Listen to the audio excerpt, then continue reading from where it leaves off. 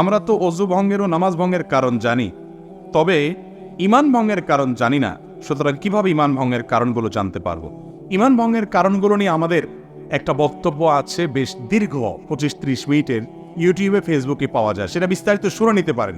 যেহেতু বোন প্রশ্ন করেছেন, তাকে আমরা এক নজরে ঈমান ভঙ্গের কারণগুলো জানাই দিচ্ছি। এটা খুব দরকারি কথা যে আমরা নামাজ ভঙ্গের কারণ জানি, অজু ভঙ্গের কারণ জানি, রোজা ভঙ্গের কারণ জানি, কিন্তু ঈমান ভঙ্গের কারণ জানি না। ঈমান কি ভাঙে না ভাঙে না? ভাঙে। তো বাংলে এবার ঈমান ভঙ্গের কারণগুলো বলতে পারবেন এরকম মানুষ কয়জন আছেন? হাত তোলেন। একজনও উঠার নেই। অজু ভঙ্গের কারণ জানেন যারা, তারা হাত তোলেন। সবাই জানেন, মাশাআল্লাহ। তাহলে অজু ভঙ্গের কারণ জানেন, নামাজ ভঙ্গের কারণ জানেন। অজু ভাঙলে, নামাজ ভাঙলে সেটা বড় বিষয় না ঈমান ভাঙলে সেটা বড় বিষয়? ঈমান ভাঙলে সেটা বড় বিষয় না? ঈমান কিসে ভাঙে আপনি যদি না জানেন, তাহলে জোড়া লাগাবেন কেন? ভাঙলে আবার সেটা আবার নবায়ন করবেন, রিপেয়ার করবেন কিভাবে?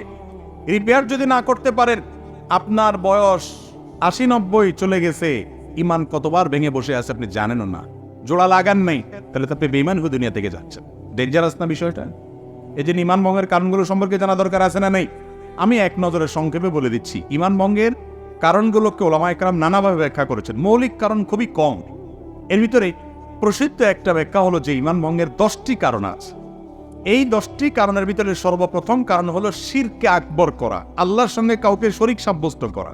আল্লাহকে যেভাবে ইবাদত করছেন, একই ইবাদত কোনো পীর সাহেবরে, কোনো কবরকে করলেন। আপনি আল্লাহকে যেভাবে উপাসনা করতেছেন, সেই উপাসনাটা যদি কোনো মানুষকে করেন, আল্লাহর কে যে ইবাদত নিবেদন করতেছেন, সেই ইবাদত একইভাবে অন্য কোনো মানুষ বা ব্যক্তিকে বা কোনো বস্তুকে করেন, যেভাবে মুশরিকরা কোনো মূর্তির সামনে ইবাদত করে সে যেরকম শিরকে লিপ্ত হয়, মুশরিক হয়ে যায়, মুসলমানের সন্তান ঈমান আনার পর যদি শিরকে আকবর করে, তাহলে সেক্ষেত্রে সে কি হয়? মুশরিক হয়। এই বড় শিরক, এটা ঈমান ভঙ্গের কারণ। বড় শিরক কিভাবে হয়, বিস্তারিত হয়, এগুলো আমরা জানবো ইনশাআল্লাহ বিইذনিল্লাহ অন্য কোনো আলোচনা। দ্বিতীয়ত, আল্লাহর সাথে বান্দার যদি কোনো মিডিয়া সাব্যস্ত করেন, কিরকম মিডিয়া? যে এর ছাড়া আল্লাহরে পাওয়া যাবে না।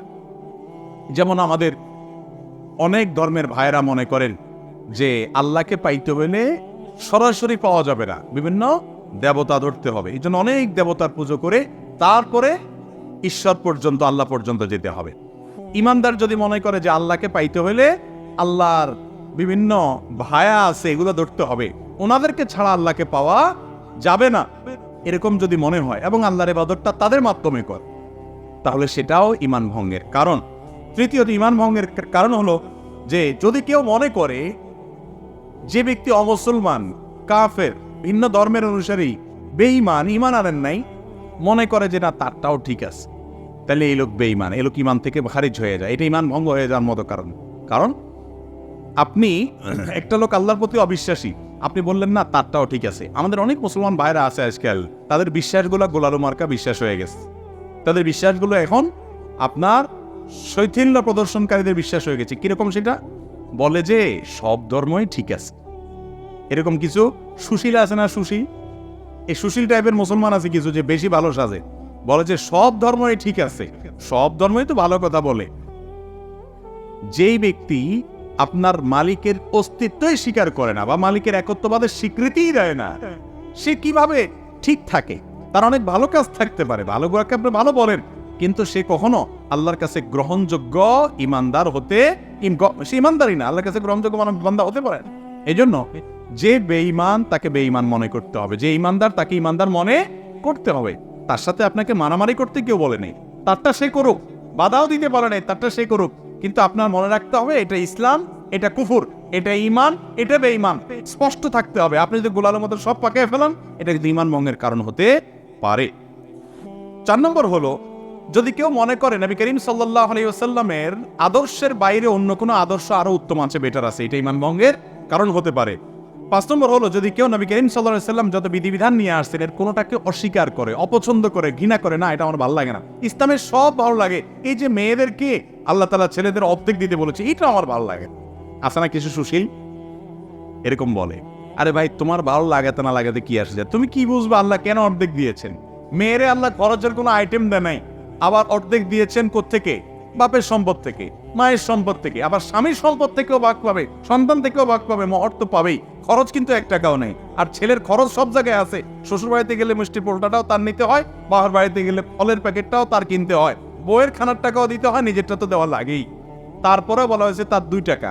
আর মেয়েরে বলছে তুমি কাউকে খাওয়াইতে হবে না, মিষ্টি কোনোটার বিল তোমার দিতে হবে না, তোমার নিজেরটাও তোমার খরচ করা লাগবে না, স্বামী দিবে, তুমি শুধু তাকায় থাকবা আর অর্ডার দিবা বসে বসে। এরপর তোমাকে 1 টাকা দিলাম। বেশি দেওয়া হয়েছে না কম দেওয়া হয়েছে?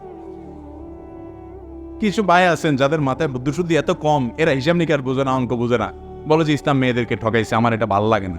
আপনার বুঝে আসুক আর না আসুক, আল্লাহ তাআলা যা বলেছেন ওর ভিতরেই কল্যাণ আছে, আপনি হয়তো বুঝেন না। আপনি মানুষ হয়ে, সৃষ্টি হয়ে আল্লাহর সব নির্দেশের রহস্য কিভাবে বুঝবেন? তো এই জন্য যদি কেউ আল্লাহর কোনো নির্দেশকে, রাসূল সাল্লাল্লাহু আলাইহি ওয়াসাল্লামের কোনো বিধানকে অপছন্দ করে, ঘৃণা করে, এর ফলে ঈমান চলে যায়। আরেকটা হলো শরীয়তের কোনো বিষয়ে যদি কেউ বিদ্রূপ করে, ঠাট্টা করে, তামাশা করে, আছে না অনেকে দুষ্টামি করে ব্যঙ্গ করে, দায় নিয়ে ব্যঙ্গ করে, জিনিসটা সুন্নত হতে পারে, কিন্তু সুন্নতে আপনি ঠাট্টা করলেন, রাসূল করেছে, বিদ্রূপ করলেন, তাহলে সাথে সাথে কি হয়ে যাবে? ঈমান হারা হয়ে যাবে। এটা ঈমান ভঙ্গের কারণ। ঈমান ভঙ্গের আরেকটা কারণ হলো ইসলামের শত্রু যারা, তাদেরকে যারা প্রত্যক্ষ মদদ দেয়, সহযোগিতা করে ইসলামের শত্রুতা করার জন্য, এরা মুনাফিক, এর ফলে ঈমান ভঙ্গ হয়। ঈমান ভঙ্গের আরেকটা বড় কারণ হলো কেউ যদি মনে করে কিছু মানুষ আছে এরা ইসলামের গণ্ডির, ইসলামের বিধিবিধানের ঊর্ধ্বে উঠে গেছে, এদের নামাজ কালাম পড়া লাগে না। কিছু পিসাব দেখবেন তারা নামাজ কালাম পড়ে না, বলে না বাবার এগুলা করা লাগে না, বাবা অনেক ঊর্ধ্বের জগতের মানুষ। আছে না এরকম কিছু বাবা? আরে ভাই, আপনার বাবা এত ঊর্ধ্বে উঠে গেছে যে তার নামাজ পড়া লাগে না? আমার নবীজি সাল্লাল্লাহু আলাইহি সাল্লাম তিনি মৃত্যুর আগ মুহূর্তে, বুখারীর হাদিস, যে 2 জন সাহাবীর কাঁধে 2 হাত দিয়া হেঁটে হেঁটে মসজিদে যে নামাজ পড়ার মতো ক্ষমতা ছিল না। যারা মদিনায় গেছেন জানেন ওনার কবরটা ছিল ওনার বাসা, আর ওনার মিম্বরটা থেকে এখানে কতটুকু দূরত্ব, আমাদের প্যান্ডেল থেকে ওই প্যান্ডেলের মাথা এত দূর হবে না, এত কাছে। এইটুক যাওয়া, হেঁটে যাওয়ার শক্তি ছিল না। তখন 2 সাহাবীর কাঁধে 2 হাত ভর করে তিনি দাঁড়িয়ে তাদের শরীরের উপরে ভার ছেড়ে দিয়ে পাওটাকে মাটির সাথে হেসড়েতে হেসড়েতে টানতে টানতে নিয়ে মসজিদে নামাজ পড়ছেন মৃত্যুর আগ মুহূর্ত পর্যন্ত। আর আপনার বাবার নামাজ পড়া লাগে না? এ বাবা কি ভণ্ড বাবা না? আল্লাহ কোরআনে বলছেন ওয়াবুদ রাব্বাকা হাত্তা ইয়াতিয়াকাল ইয়াকিন, তোমরা আল্লাহর ইবাদত করো ইয়াকিন আসার আগ পর্যন্ত। বলে যে আমাদের বাবার ইয়াকিন এসে গেছে, আর লাগে না। অথচ এখানে ইয়াকিন শব্দের অর্থ হলো মৃত্যু। সব ইয়াকিন মানেই বাংলা ইয়াকিন না, বা বিশ্বাস না, দৃঢ়তা না। এখানে উদ্দেশ্য হলো ইয়াকিন মানে মৃত্যু। সমস্ত তাফসীর কিতাবগুলোতে লিখছে, এবং এটার ব্যাখ্যা। যাই হোক, তো যদি কোনো ব্যক্তি মনে করে যে তার ইবাদতবন্দি করা লাগে না, সে আফার লেভেল উঠে গেছে, এটাও ঈমান ভঙ্গের কি হতে পারে? কারণ হতে পারে। ঈমান ভঙ্গের আরেকটা কারণ হলো জাদু। জাদুকে যদি কেউ হালাল মনে করে, জাদুতে লিপ্ত হয়, জাদু বলতে ব্ল্যাক ম্যাজিক যেটাকে বলা হয়, কুফরি কালামের মাধ্যমে মানুষের ক্ষতি করা হয়, আছে না নাই অনেকগুলো, এটাও ঈমান ভঙ্গের কারণ। এবং ঈমান ভঙ্গের আরেকটা কারণ হলো দ্বীনের ব্যাপারে একেবারে আপনার বেখেয়াল, একেবারে বেখবর। কিরকম বেখবর? ধরেন আপনার কখনো সে নামাজ পড়ে না, কখনো দিনের কোনো বিষয় না, নামকে অস্তে শুধু মুসলমান, আর ইসলামের কোনো কিচ্ছুতে তার মধ্যে নেই, তাহলে এই ব্যক্তিকে মুসলমান বলার কারণ থাকতে পারে না, কারণ ইসলামের কোনো কিছুই তার মধ্যে দেখা যায় না। আল্লাহ তাআলা আমাদেরকে ঈমান ভঙ্গের কারণগুলো থেকে হেফাজত থাকার তৌফিক দান।